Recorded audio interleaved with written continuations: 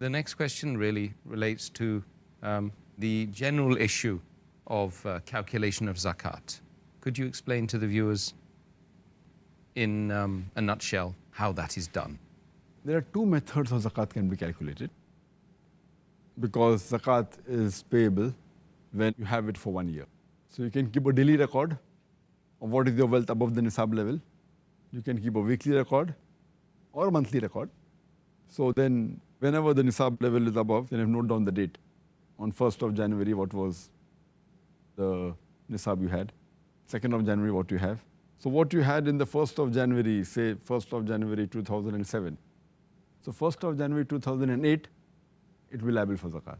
Then what you had on 2nd of January, calculate it. Then 3rd of January, or on weekly basis, or on monthly basis. But to keep a record of all this is very difficult. Then you'll be spending half the day in keeping the record, which will be difficult. So it's not practical at all. The easier method and a safe method, where mistake, inshallah, would be avoided, is picking one particular day in the full year and calculate it exactly 1 year after that. Most of the people prefer Ramadan because it is the month of charity and we get more blessings and more rewards. But Ramadan is not the only month that you have to pick up. You can pick up any day of the year. But it should be calculated according to the Hijri calendar, not according to the solar calendar. So 1st of January 2007, 1st of January 2008 is wrong. It should be 1st Shaban or 1st of Hajj. But since Ramadan is the most pious month, 1st of Ramadan, you can take any day of Ramadan. If you take 1st of Ramadan, calculate all the assets that you have. And next year, if it's 1st of Ramadan, 1420 Hijri, then 1st of Ramadan, 1421st Hijri, you should see what amount you have.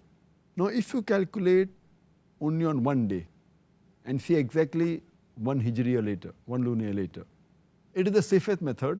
There can never be any possibility that you will give less zakat.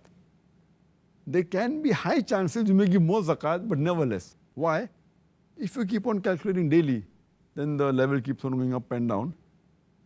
But if you calculate one particular day of the year, whichever day you pick up, and if there happens to be the lowest collection, the lowest saving in the full year, yet you are paying the minimum amount of zakat.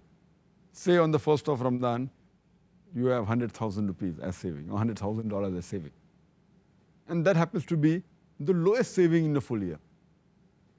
Yet, since it's the lowest, you have to pay zakat on what you possess for 1 full year. So you have to pay 2,500 rupees or $2,500 on that amount. It's safe. But it may be that it is the highest saving of the full year. So here itself, you may be paying a little bit more zakat, but you won't be paying less. But some people may think, oh, it is the highest saving. That means, I may be paying unnecessary more amount. There are chances you may pay more, but there are no chance you will pay less. Because even if it is the highest, and if you think that you will try and catch the lowest point may keep on changing.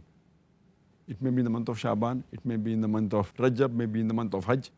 And then if you try and catch that point, next year it will again change. So if you try and catch that point, there are high chances you'll pay less zakat. So best is to pick up 1 point, 1 day in the full Hijri calendar, and keep on taking that every year. And you'll be less assured that you will never pay less zakat, you may pay more. Because if the wealth keeps on fluctuating up and down, you have to pay on what amount you possess for the full year. Yeah. But the lowest point once, maybe Shaban, the other may be Ramadan, the third may be Hajj, maybe any month. The safest is to pick up any one and keep on sticking to that year.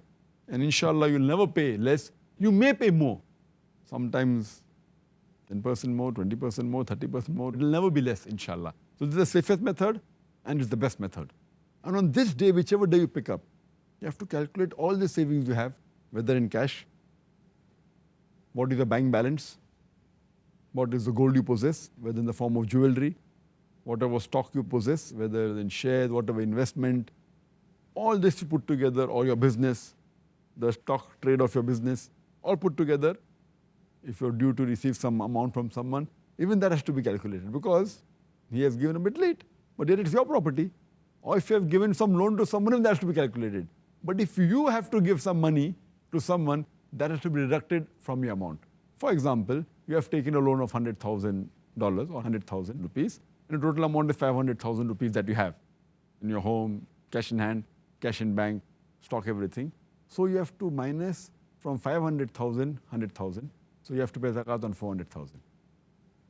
But if you possess 500,000 and you have given loan of $200,000 to somebody else, and you have to receive $100,000 because the goods you have sold, so 500 plus 200,000 plus 100,000, you have to pay zakat on $800,000. So in all, you have to calculate on one particular day of the year, and then you have to pay zakat 2.5% on that.